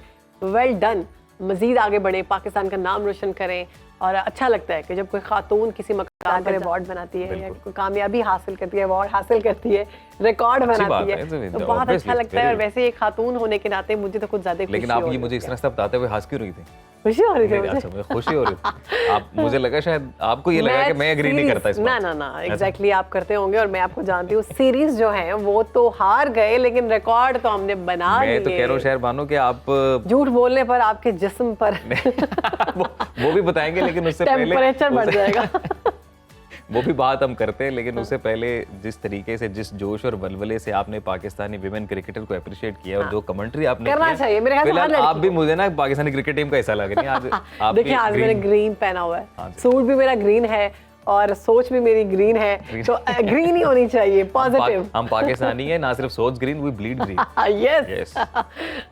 तो प्रोग्राम में आगे बढ़ेंगे, बात करेंगे झूठ बोलने से क्या होता है, तो हमारे जिस्म पर पड़ने वाले वैसे तो असरात झूठ बोलने से मुतालिक और भी बहुत कुछ होता है लेकिन ये गुनाह भी मिलता है। बिल्कुल। तो खबर ये है कि झूठ बोलने से आपकी बॉडी में भी बहुत सी चेंजेस आती हैं, जिस तरह आपका टेम्परेचर जो है बढ़ जाता है, जिस्म का दर्जा हरारत बॉडी के नॉर्मल टेम्परेचर से ऊपर चला जाता है। तो इसीलिए हमने अक्सर देखा है कि आपने देखा होगा ये प्रोग्राम चल रहे थे कि वो एक कुर्सी पर बिठाते हैं, कुछ चीजें लगा देते हैं हाँ जी, और बिल्कुल, कुछ बिल्कुल, पर्सनल क्वेश्चंस वो पूछते मशीन हैं। होती हैं जो वो आपकी हार्ट बीट और आपका Yes. ब्लड फ्लो, आपका जो ब्लड तो प्रेशर जब है आप झूठ बोलते हैं तो आपकी हार्ट बीट और आपका तेज ब्लड हो फ्लो जाती है। एकदम से तेज होता है, तो वो मशीन जो है बता देती है कि ये शख्स जो है झूठ बोल रहा है या सच बोल रहा है। तो बड़े बड़े घर खराब किए गए हैं लोगों की जानिब से बिल्कुल। प्रोग्राम्स के और अंदर। थोड़े से अगर फैक्ट्स अपने नाज़रीन के साथ शेयर करें कि ये बात सामने आई है, झूठ बोलते वक्त इंसान के जो नाक का दर्जा हरारत है वो कम होता है और पेशानी का दर्जा ज्यादा हरारत हो जो है जाता वो है। ज्यादा हो जाता है। अच्छा। और साथ ही साथ जो जिस्मानी दर्जा हरारत है वो बढ़ता है, तो हमारे टिश्यूज दर्जा हरारत बढ़ने से डैमेज होते हैं, वैसे फिर उन्हें तो नुकसान हमारे तो पहुंचता खत्म हो गए होंगे। है।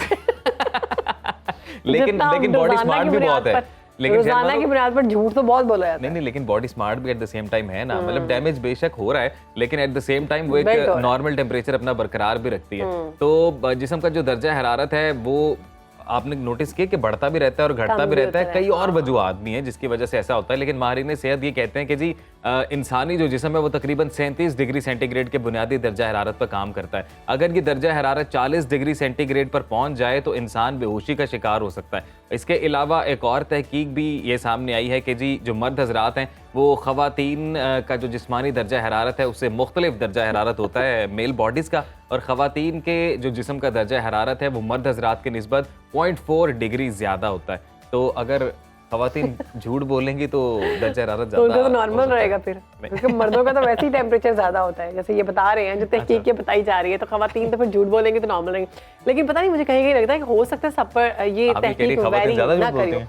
क्योंकि तहकीकात वाकई कहा जाता है खवातीन ज्यादा झूठ बोलती हैं, और ये कहा जाता है कि जो जितने भी रिपोर्ट सामने आती है ना ये मेजोरिटी पर होती है, ये तमाम लोगों पर नहीं वेरी करती। हाँ जी, मेजोरिटी में जो आता है वो कहा जाता है। ऐसे ही है जी। कुछ लोग ऐसे होते हैं इनका बॉडी टेम्परेचर बहुत बहुत कम होता है, लो होता है, तो वो जो मर्जी करें वो आपको बज़ाहिर तो ठंडे ही लग रहे होते हैं, तो उसका ये मतलब नहीं है कि वो कुछ लोग झूठ बोले वो बहुत ठंडे हो जाते हैं, उनका बॉडी टेम्परेचर बहुत कम हो जाता है। मैंने खुद देखा है अपनी आंखों से, तो हो सकता है कि ये मेजोरिटी पर बात कर रहे हो। बहरहाल जी झूठ नहीं बोलना वरना आपकी बॉडी सच टेम्परेचर बोलना ज्यादा हो आसान जाएगा। नहीं है। और अब हमने चूंकि ये इन्फॉर्मेशन शेयर कर दी है तो अब जो ओपोनेंट है वो चेक भी कर सकते हैं, वो बाजू पकड़ के वो क्या कहते हैं नब्ज यहाँ से हार्ट बीट वगैरह तेज हो रही है तो मतलब ये बंदा अच्छा, ये झूठ बोल बंदा रहा है। झूठ बोल या फिर पेशानी पर हाथ रखे के और टेम्परेचर कुछ बढ़ रहा है। लोगों के तो इतनी तजुर्बात बढ़ जाते हैं कि उनको शक्ल देख के समझ आती है कि ये बंदा, और ये भी कहा जाता है कि जब कोई शख्स आपसे झूठ बोल रहा है तो वो आपकी आंखों में आंखें डाल के बात नहीं करेगा। ये बात भी सही है। तो अब हमारा प्रोग्राम में जो हम जितनी इन्फॉर्मेशन दे रहे हैं वो तो बहुत सच्ची है। यस, तो अब हम मतलब आंखों में देख के ये सारी इन्फॉर्मेशन डिलीवर देखिए हम करेंगे। आंखों में देख के डिलीवर कर रहे हैं ना, हम देखने वालों की आंखों में देख के बात कर रहे हैं। तो मैं अगर आंखों में देख के एक बात करूंगा, और बात ये है कि जी जब आप अपने प्रोफेशन से लॉयल हो, जब आपको मोहब्बत हो अपने प्रोफेशन से, तो फिर कोई भी कहते हैं ना मुश्किल कह लें वो आड़े नहीं आएगी। और एक साहब है उनके लिए सबसे बड़ी मुश्किल उनकी शादी थी, मुझे तो ऐसा लग रहा है, क्योंकि वो शादी वाले दिन भी अपने बच्चों को स्कूल में पढ़ाने के लिए पहुंच Oh my गए। God. और ये फुटेज देखें टेंडोला मुझे यार लगता है की footage है। शादी से राजी नहीं थे ये, पर इनको शादी से जान छुड़वाना चाह रहे थे इसलिए पहुंचे, वरना नहीं पहुंचते। ये अपने स्टूडेंट से मोहब्बत बहुत करते थे शहरबानो। केड़ी और मोहब्बत, ये ऐसी केड़ी मोहब्बत। मोहब्बत वीडियो में देखे ना कि क्या शादी बात। वाले दिन ये साहब सहरा सजाए और दूल्हे का लिबास पहने मर्द है, क्लास खातून पहुंच है? गए। ये वहाँ का नहीं, रिवाज है ये टीचर क्या? है वहाँ के, और ये पीएचडी टीचर जो कि अच्छा। वहाँ पे टंडोवाला यार से इनका ताल्लुक है। Very और ये एक जज्बा आप देखें, वैसे मैं भी इनकी ड्रेसिंग तो से इनको कंफ्यूज हो रहा हूँ, खातून मुझे समझ भी रही खातून हूँ। लग रही है। ये तो खातून है, मुझे लगता है ये कोई खातून है, और जिस तरह से उन्होंने सेहरा किया हुआ, या फिर हो सकता है वहाँ पे नहीं, मर्द। हाँ मेल है, मेल। उनकी ड्रेसिंग ने हमें कंफ्यूज हाँ किया। कंफ्यूज कर दिया था, जैसे कोई खातून है। वेल बड़ा खूबसूरत ड्रेस है, वाह। ना ये मेरे ख्याल से इनका कोई रिवायती लिबास Yes. उस इलाके का, हाँ, वहाँ का मर्द है, कल्चर, मर्द वहाँ की है। सकाफत, और ये मूछें ये देख इतनी के बड़ी मूंछों यकीन के दहानी साथ हुई मर्द है। आते हुए दिखाई दे रहे हैं। उन्होंने कहा आपने मुझे क्यों खातून का, ऐसी बात नहीं है। बहुत अच्छी बात है जी, अपने प्रोफेशन से मोहब्बत होनी चाहिए, लेकिन अगर आप शादी से खुश नहीं है तो पहले ही बता दें। ये ना हो कि आप शादी से खुश ना हो और आप चले जाएं अपनी जॉब पे कि जी मैं तो बहुत अपने प्रोफेशन से मोहब्बत करता हूँ। तो एक ब्रेक ले रहे थे इसी बात पे। बिल्कुल, हम ब्रेक से बड़ी मोहब्बत कर रहे हैं। के बाद वापस आएंगे, आप कहीं मत जाइएगा, देखते रहिए सुनो सुनो पाकिस्तान। बात करते हैं सेहत की, तो खट्टी मीठी स्ट्रॉबेरी बच्चों बड़ों सबको बहुत ही पसंद है। आमतौर पर स्ट्रॉबेरी ऐसे लग रहा है आपने कोई रेडी लगा लिया है। मैंने कौन सा रेट बताने शुरू किए? ये 250 रुपए, 250 रुपए स्ट्रॉबेरी, 300 रुपए की स्ट्रॉबेरी। ये मौसम में गर्मा का बड़ा ही बेहतरीन फल है और आजकल हर मार्केट में आसानी से दस्तयाब है। ये हमारी टेबल पे भी पड़ा हुआ है। मैं सोच रहा हूँ शेरबानो में जब तक खाता हूँ आप थोड़ी सी इन्फॉर्मेशन बिल्कुल जी, ये स्ट्रॉबेरी जो है बहुत पसंद की जाती है, तो ज़्यादा वक्त जो है ज़ाया नहीं करते, हम चलते हैं अपने गेस्ट की जानिब। न्यूट्रिशनिस्ट है ज़ैनब गोंदल साहिबा, over to you. Zainab, weight loss की बातें होती है बहुत कि स्ट्रॉबेरी खाएं तो वेट लॉस होता है, ऐसा है? बिल्कुल ऐसा है, क्योंकि स्ट्रॉबेरीज की अगर हम बात करें तो इसमें फैट कंटेंट बिल्कुल जीरो होता है, शुगर कंटेंट ना होने के बराबर होता है, कोलेस्ट्रॉल फ्री होती है। तो अगर हम इनको ऑलमोस्ट 100 to 200 ग्राम्स के दरमियान एक टाइम पे खाते हैं तो ये हमारे वज़न में बहुत अच्छे से हेल्प करती है। और अगर 100 ग्राम्स की बात करें तो उसमें सिर्फ 46 कैलोरीज होती हैं तकरीबन। तो 46 कैलोरीज आपको क्या ही मोटा करी होंगी। अगर लेकिन हम उसका सेब रोटी की वगैरह बात नहीं खानी, करें, आपने खाना नहीं खाना। नहीं ऑफ कोर्स स्ट्रॉबेरी के साथ तो तो रोटी जो हम नहीं लोग खा रहे होंगे। ये मतलब आधा किलो स्ट्रॉबेरी खा के साथ पूरी एक रोटी में खाए उनका वेट लॉस होता है। उनको फिर सलाम है आपका हुआ जी। Weight loss? मेरा हो गया इससे। अच्छा देखिए, जब भी आपने स्ट्रॉबेरी को फॉर वेट लॉस इस्तेमाल करना है तो उसके इस्तेमाल करने के डिफरेंट तरीके आ जाएंगे। सबसे पहला तरीका ये आएगा कि आपने स्ट्रॉबेरी को हमेशा खाने से पहले इस्तेमाल करना होगा अगर आपने वजन कम करने के लिए इस्तेमाल करना है। नंबर 2, आप स्ट्रॉबेरी का जूस जो है उसको इनकॉर्पोरेट कर सकते हैं, लेकिन अकेली स्ट्रॉबेरी नहीं होगी, उसका एक मिक्सचर होगा चीज़ों का जिसको आप वेट लॉस के लिए इस्तेमाल कर सकते हैं। फॉर एग्जाम्पल, आपने 4 से 5 स्ट्रॉबेरीज ली, आपने उसमें थोड़े से पुदीने के पत्ते डाले, थोड़ा सा आपने उसमें लेमन जूस डाला और आपने इसको अच्छे से ब्लेंड कर दिया आइस के साथ, और आप इसको डेली कंज्यूम करें। वेट लॉस तो होगा ही, लेकिन lemon vitamin C, strawberries full of vitamin C आपकी स्किन को बहुत एक बूस्ट देंगे। पूरी दुनिया में माना जाता है कि जो स्ट्रॉबेरीज लोग ज़्यादा खाते हैं वो अपने कॉम्प्लेक्शन को लाइटर और ब्राइटर कर सकते हैं। अच्छा। और बहुत आसानी से कर सकते हैं। लेकिन अब इसका मतलब ये नहीं है कि वही आप वाली बात कि आधा किलो सुबह, आधा किलो दोपहर, आधा किलो शाम, ऐसा नहीं है। बॉडी में एक्सेस होगी तो वो भी आपके लिए बुरी होगी। 100 ग्राम्स आप बता रही है ना, 100 ग्राम्स कितनी होती हैं? आपके सामने जो पड़ी हुई है ऑलमोस्ट ये 150 ग्राम्स होगी। हाय। ठीक, तो ये ये तो एक कुछ टाइम भी पे आप नहीं खा है। सकते हैं। हम तो एक टाइम में वो उसका हाफ खा लेते हैं। अच्छा, प्रेग्नेंट खवातीन के लिए कहा जाता है कि ये सेहत के लिए, मैं अगर गूगल की बात करूँ वो कहते हैं बहुत अच्छी है, क्या खानी चाहिए? स्ट्रॉबेरीज प्रेग्नेंट खवातीन को बिल्कुल नहीं खानी चाहिए। अच्छा, एक वाहिद ये फ्रूट है जिसको प्रेग्नेंट औरतों में मना किया जाता है खाने से, और उसका रीज़न ये होता है कि आपकी बॉडी जो है वो बेबी यूट्रस को कैरी कर रही होती है। तो जैसे ही हम स्ट्रॉबेरीज जो है वो लेते हैं तो यूट्रस में आप समझें एक हलचल मचनी शुरू हो जाती है जो कि बॉडी और बच्चे के लिए सेफ नहीं होती। तो स्ट्रॉबेरीज खाने से इज्तनाब किया जाए। तो ज़ैनब, ये गूगल पे सारी इन्फॉर्मेशन आती कहाँ से अगर ऑथेंटिक नहीं है तो? अच्छा, इसको बहुत सारे लोग जो है ना वो अपलोड कर रहे होते हैं, बहुत सारे डिफरेंट जगहों से कर रहे होते हैं, जैसे बहुत सारे रिसर्च वर्क अपलोड होते हैं। अब फॉर एग्जांपल मैंने 15 सफ़ों का एक रिसर्च वर्क अपलोड किया, आपने सिर्फ उसके पहले पेज में से 4-5 लाइंस पढ़ी या पैराग्राफ एक पढ़ा and you got the information कि ये प्रेग्नेंट औरतों के लिए बड़ी ही अच्छी है। हो सकता है मैंने उसकी अगली ही लाइन ये लिखी हो कि नहीं ये इतनी अच्छी नहीं है, इसके ये रीजंस हो सकते हैं। आपने वो लाइन ही नहीं पढ़ी, आपने सिर्फ पहली ही पढ़ी और आपने उसको गूगल पे जाके, मतलब गूगल नहीं करना चाहिए?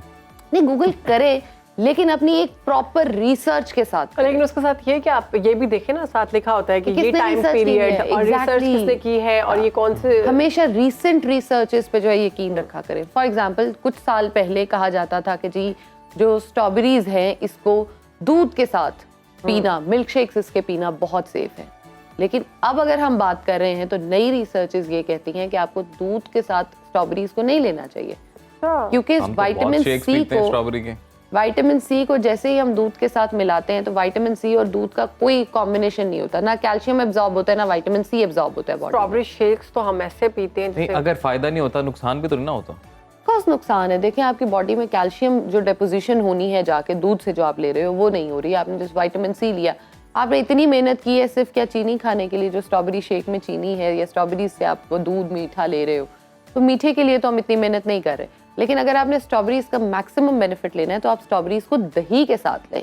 अच्छा, दही के साथ उसकी स्मूदी बनाकर ब्लेंड कर अगर आप लेते हैं तो सॉर्ट ऑफ टेस्ट जो है वो हमारा मिल्क शेक से रेलेवेंट हो जाता है, लेकिन इसके बहुत अच्छे बेनिफिट्स होते हैं क्योंकि जो दही के आप समझे माइक्रोबैक्टीरियाज होते हैं जो आपकी गट हेल्थ में उसने जाके आपको एक्टिव करना है, अच्छे देने हैं, वो स्ट्रॉबेरीज के साथ डबल अप हो जाते हैं। सही।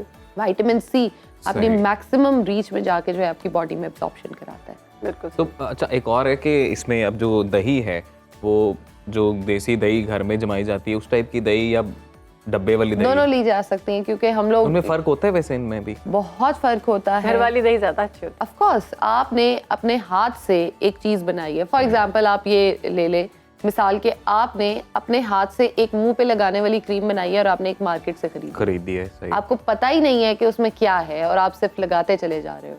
और बाहर वाली दही का तो ये एक्सपेरिमेंट्स बहुत ज़्यादा रिसर्चेस प्रूव्ड हैं कि आप उसकी दही जमाएं, दूध नहीं जमेगा, मतलब दही नहीं बनेगी उसकी। आप घर वाली दही को इतने से दही को जमा दें और उस देखें उसके रिजल्ट्स, दही जम जाएगा। ऐसा बाहर वाली दही के साथ कभी भी नहीं होगा क्योंकि वो दही है ही नहीं है। और हम ज़ैनब इनके ये स्ट्रॉबेरीज के ऊपर क्रीम वगैरह ऐड करके खाते हैं, या वो जब हम ऑफ कैमरा थोड़े बात कर रहे थे कि इंग्लैंड में वो चॉकलेट के साथ इसको स्ट्रॉबेरीज को सर्व कर रहे हैं और बड़ी फेमस हो रही है, तो ये करना चाहिए? Is it safe, is it good? अच्छा देखिए, स्ट्रॉबेरीज को इटसेल्फ अगर आप इंजॉय करें तो बड़ी अच्छी चीज़ है। हम देखते हैं कि स्ट्रॉबेरीज के ऊपर जो है वो कैरेमल मेल्ट करके लगाया जा रहा है, चॉकलेट मेल्ट करके लगाई जा रही है, क्रीम्स जो हैं उसके साथ सर्व की जा रही हैं। तो जब भी आप किसी फ्रूट के साथ या किसी भी कुदरती चीज़ के साथ बहुत ज़्यादा इंटरफेरेंस करेंगे तो वो आपके लिए ऑफकोर्स नुकसानदेह होगी। और जो आप बात कर रहे हैं वो तो इतनी लाइनों में लगकर लोग खरीद रहे हैं उस स्ट्रॉबेरी को, और मैंने 2-4 लोगों से पूछा भी कि कैसी है, तो हर बंदे ने मुझे ये बताया कि बहुत ज़बरदस्त है। अच्छा। अब बहुत ज़बरदस्त के चक्कर में टेस्ट तो ज़बरदस्त होगा, लेकिन ऑफ कोर्स उसके न्यूट्रिएंट्स जो हैं या उसका जो न्यूट्रिशनल कंटेंट है वो ज़ीरो अगर हम कर रहे हैं तो हमें उसका फ़ायदा तो कोई नहीं। सही बात है। अच्छा, कुछ लोग ये करते हैं कि स्ट्रॉबेरीज का सीजन जा रहा है तो वो फ्रीज कर देते हैं और उसको उसके बाद भी यूज करते रहते हैं। हाँ जी, शेक्स में। बिल्कुल बिल्कुल। तो ये सेफ है? अच्छा, पाकिस्तान में रहते हुए ये करना बिल्कुल सेफ नहीं है। अच्छा। मैंने पाकिस्तान को मेंशन इसलिए किया क्योंकि आपके यहाँ लाइट आज है, कल नहीं है, 1 घंटा आ रही है, बंद है, बंद हो रहा है। तो जब आपने जब आपने एक फ्रोजन मटेरियल रखना होता है तो उसका टेम्परेचर मेंटेन करना है। अब वो डिफ्रॉस्ट होके फ्रीज हो रहा है, डिफ्रॉस्ट होके फ्रीज हो रहा है। कैंसर कंटेंट मैक्सिमम हो जाता है जब आप ऐसे किसी भी फूड को इस्तेमाल करते हैं, इवन मीट, चाहे वो चिकन है। एग्जैक्टली, चिकन, मटन, बीफ तो सबसे पहले पकड़ते हैं, आपके जो फ्री रेडिकल्स होते हैं वो सबसे पहले एब्जॉर्ब करते हैं। वैसे अगर मैं बात करूं तो स्ट्रॉबेरीज आपको कैंसर से बचाती हैं, लेकिन अगर आप इस तरह से इस्तेमाल करें तो आपकी बॉडी में स्ट्रॉबेरीज कैंसर कर रही हैं। लेकिन ज़ैनब ये तो हम बात कर रहे हैं ना, बाहर जो आइसक्रीम पार्लर्स बने हुए हैं या जूस कॉर्नर्स बने हुए हैं जहाँ पे ये प्रैक्टिस है, ये प्रैक्टिस तो आम घरों में भी है और घरों में भी लाइट जा रही है, लाइट आ रही है, तो फिर हम लोग बचे कैसे इन सारी चीज़ों से? जैसे आपने मीट का भी जिक्र किया कि वो भी डेंजरस हो रहा है बहुत। एक सिंपल सी चीज़ है, अगर तो आप को देखते हैं कि आप जिस भी इन्वायरमेंट में रहते हैं या जिस मोहल्ले में, जिस जगह पे शहर में रहते हैं, लाइट बहुत ज़्यादा फ्लक्चुएट करती है, तो वहाँ पर कोई भी चीज़, मीट हो, फ्रूट हो, कुछ भी ऐसा स्टोर ही मत करें। सही। ताकि दूध भी इवन है, अगर आप दूध को भी फ्रीज करते हैं फिर डिफ्रॉस्ट करते हैं, एक बार में तो वो ठीक रहेगा, लेकिन अगर आप उसको दोबारा फ्रीज करेंगे तो वो ऑफ कोर्स आपके लिए नुकसान है और वो खराब भी हो जाता है। एक तो फ्रीज का मतलब है ना कि लाइक आपने प्रॉपर फ्रीज किया है और फिर उसको डिफ्रॉस्ट, एक के फ्रिज में जो आपने रखा हुआ है, फ्रिज में स्ट्रॉबेरी रहती ही नहीं है। स्ट्रॉबेरी को आप मैक्सिमम खराब हो जाती है, 3 से 4 दिन रख सकते हैं, उससे ज्यादा आप नहीं रख सकते। अच्छा, 3 से 4 दिन भी नहीं रहती, पता नहीं इन्होंने कोई केमिकल वगैरह लगाया होता है, मुश्किल से 1 रात रहती है। अब एक मजे की बात ये है कि रिसर्च प्रूव करती है कि फ्रोजन आइटम्स जो होते हैं वो नॉर्मल फ्रूट से ज्यादा फायदेमंद होते हैं। क्यों फायदेमंद होते हैं? क्यों? इसलिए क्योंकि जैसे ही, ये मैं बाहर के ममालिक की बात करना यहाँ चाहूंगी, कि जैसे ही फार्म से निकला साथ ही उसको फ्रीज कर दिया गया, उसकी ट्रैवलिंग जो थी वो बिल्कुल टेम्परेचर चेंजेस पे नहीं हुई। अब स्ट्रॉबेरी है हमारे पास, ये हमें नहीं पता कि हमारे पास किस सिटी से ट्रैवल होकर आई है, तो रास्ते में धूप भी आई होगी, छांव भी आई होगी, दिन रात का वो बदलना आया होगा। मैंने जैसे बताया कि टेम्परेचर चेंज हो रहा है, ज्यादा हुआ। आप बाहर इवन जो हमारे ये भाई दे रहे होते हैं, इस पे सब्जी भी अगर है तो उसका भी टेम्परेचर अगर कम ज़्यादा हो रहा है, मेंटेन नहीं हो रहा, तो उसमें भी हम अपने न्यूट्रिएंट्स को लॉस कर देते हैं। अब इसका एक तरीका ये है कि आप जब भी खरीदें स्ट्रॉबेरी को, ऑफ कोर्स हम पीछे वाला पूरा कंटेंट या वो जो काम है उसको मैनेज आउट नहीं कर सकते, हम खुद जाके फार्म से नहीं लेकर आ सकते, तो उसमें हम ये कर सकते हैं कि आप जब भी कोई फ्रूट आए, कोई वेजिटेबल आए, उसको एक नॉर्मल रूम टेम्परेचर पानी में कम से कम 1 घंटे के लिए डिप कर कर रखें। उसका जितना मट्टी है, जितने उस पर केमिकल्स हैं, जितना जो कुछ भी है उसमें से निकल जाए। आप उसके बाद उसको निकाल कर आपने फ्रिज में रखना है, फ्रीजर में रखना है, जो भी रखना है आप रखें, और 1 हफ्ते से ज़्यादा कुछ भी अपने फ्रिज और फ्रीजर में मत रखें, क्योंकि वो बैक्टीरिया प्रोड्यूस होना शुरू हो जाता है और वो बहुत हार्मफुल बैक्टीरिया होता है, किसी भी चीज़ का है। चॉकलेट्स रख सकते हैं, चॉकलेट्स बड़ी बड़ी देर फ्रिज में पड़ी रहती है वो तो नहीं खराब। चॉकलेट से मुझे याद आया, मैंने चॉकलेट्स लेके आनी थी, फ्रिज में पड़ी हुई थी आपके लिए। मैं यही कहने लगी थी कि अब मुझे याद आ रहा है कि जो है ना अजीम साहब किसी चीज की तरफ टारगेट कर रहे हैं फ्रिज की चॉकलेट्स को। पहले भी मैंने चॉकलेट की बात की है, फिर चॉकलेट की जानिब, चॉकलेट खाने से भी मुझे पेट याद बढ़ता आ है। गया, मैंने कहा कि अच्छा चॉकलेट तो नहीं खराब होती ना, वो तो जितनी मर्जी दे। अच्छा नहीं, चॉकलेट नहीं खराब होती, आप शहर बानो हफ्ता 2 रख कर अच्छा लाइए। मुझे ये बताइए ज़रा, चॉकलेट कितनी खा सकते हैं? अच्छा ढेर सारी चॉकलेट खा सकते हैं totally depends on your body type and your requirements. अगर आप वेट मेंटेन करना चाह रहे हैं तो आप एक दिन में ऑलमोस्ट 200 to 300 ग्राम्स तक बिल्कुल कंज्यूम कर सकते हैं। अगर आप वेट लॉस की तरफ जा उसमें रहे मतलब वो जो एक चॉकलेट होती है, वो हैं, जो भी चॉकलेट बार होता है ना, हमेशा उसको टर्न करके देखा करें, उसके ऊपर ग्राम्स लिखे हुए होते हैं। तो इवन ये भी लिखा होता है कि पर सर्विंग कितना है। पर सर्विंग का मतलब है, फॉर एग्जांपल एक वो जो हमारे पास स्क्वायर में चॉकलेट्स आती हैं, वो जो स्क्वायर है एक उसका, वो पर सर्विंग है। My God. तो आप उसकी कभी कैलोरीज पढ़े, आप आइंदा चॉकलेट खाना छोड़ देंगे। अगर आप चॉकलेट के फायदे लेना चाहती हैं तो डार्क चॉकलेट की तरफ स्विच करें, क्योंकि मैग्नीशियम कंटेंट डार्क चॉकलेट में बहुत हाई होता है, मजा नहीं आता उसका, आपके ब्रेन हेल्थ के लिए बहुत अच्छी होती है। बिल्कुल। तो आप डार्क चॉकलेट का इस्तेमाल कर सकते हैं। और अगर और हमें ज़ैनब ये भी बताएं कि स्ट्रॉबेरी की इनटेक का बेस्ट टाइम क्या है जिसमें मैक्सिमम बेनिफिट ले न्यूटेला सकते के हैं? साथ खा सकते हैं स्ट्रॉबेरी? अच्छा, स्ट्रॉबेरीज की अगर हम बात कर रहे हैं तो मैं इसके 2-3 फायदे पहले बता देती हूँ। कि कोलेस्ट्रॉल फ्री होते हैं, आपके शुगर को मैनेज करता है क्योंकि इसके अंदर शुगर कंटेंट बिल्कुल भी नहीं होता।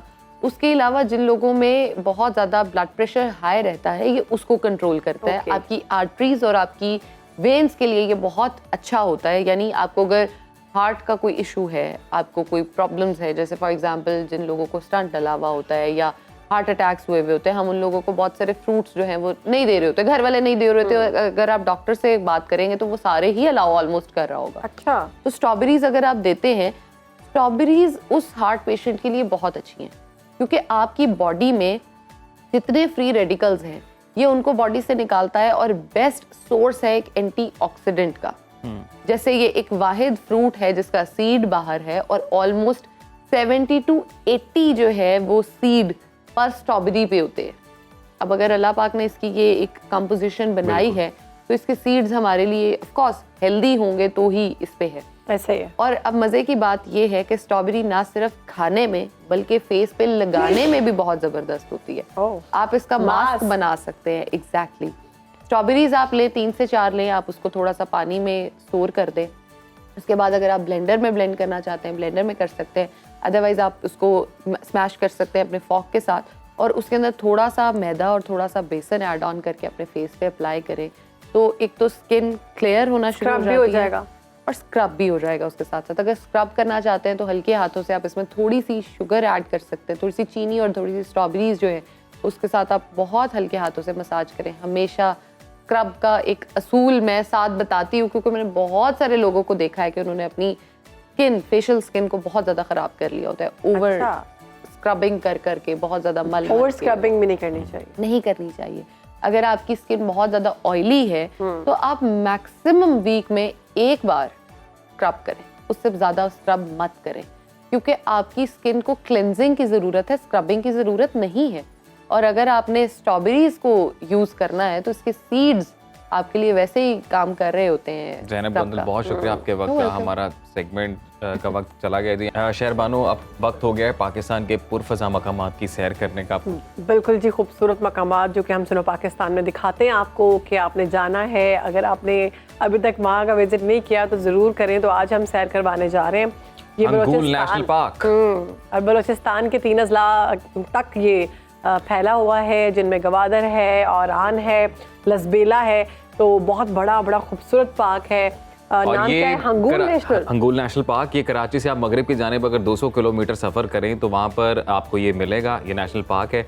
इसके अलावा यहाँ पर चरिंद परिंद की मुख्तलिफ इकसाम मौजूद हैं। यहाँ पर मारखोर भी पाया जाता है। इसके अलावा यहाँ पर और बड़ी जो पुरफज़ा मकामात है वो देखने को मिलते हैं। और 3 अजला गवादर, लसबेला, वारान जो बलूचिस्तान के 3 अजला हैं वहाँ तक ये फैला हुआ है। तो मेरे ख्याल से वर्थ इट है यहाँ पर जाना और ये देखना बहुत बिल्कुल, ज़रूरी मेरे है। ख्याल से देख लेते हैं, उसके बाद फिर गुफ्तगू का सिलसिला आगे बढ़ाते हैं। हिंगोल नेशनल पार्क कराची से 190 किलोमीटर के फासले पर पाकिस्तान का सबसे बड़ा नेशनल पार्क है, जो बलूचिस्तान के 3 अजला गवादर, लसबेला और आवारान के तकरीबन 6,19,000 एकड़ रकबे पर फैला हुआ है। इसे 1988 में नेशनल पार्क का दर्जा दे दिया गया। पार्क में बैक वक्त सहराई और मैदानी इलाके हैं।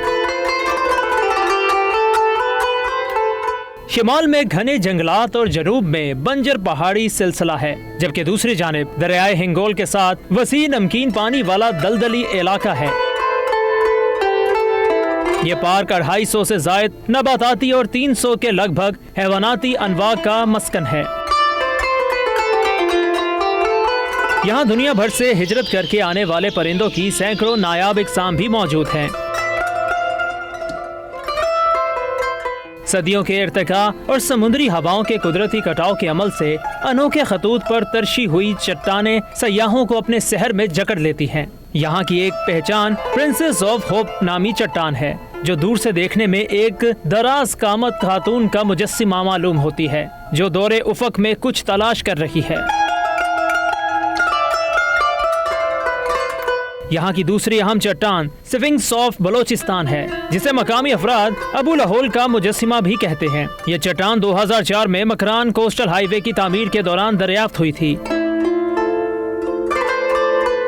यहाँ पर मौजूद हिंगलॉज माता मंदिर, जिसे मकामी अफराद नानी मंदिर भी कहते हैं, पाकिस्तान में मौजूद हिंदुओं के अहम तरीन स्थानों में से एक है। क्या बात है, बहुत खूबसूरत झील भी वाक़या है और मुझे लगता है यहाँ पर जाकर आप किसी और ही ख्यालों में खो जाएंगे। एक्चुअली आई एम सरप्राइज्ड, क्योंकि मेरे लिए इस सरप्राइज है कि इस तरह का नेशनल पार्क पाकिस्तान में मौजूद है। आज से पहले मुझे नहीं पता था इतने बड़े एरिया पे ये नेशनल पार्क है। और फिर मेरे ख्याल से जितनी भी टाइप की ज्योग्राफी हो सकती है वो सारी यहाँ पर है ना? मैदानी इलाका भी है, पहाड़ भी है, सब और पानी भी है, और सब बैक वक्त एक ही जगह पर मौजूद है।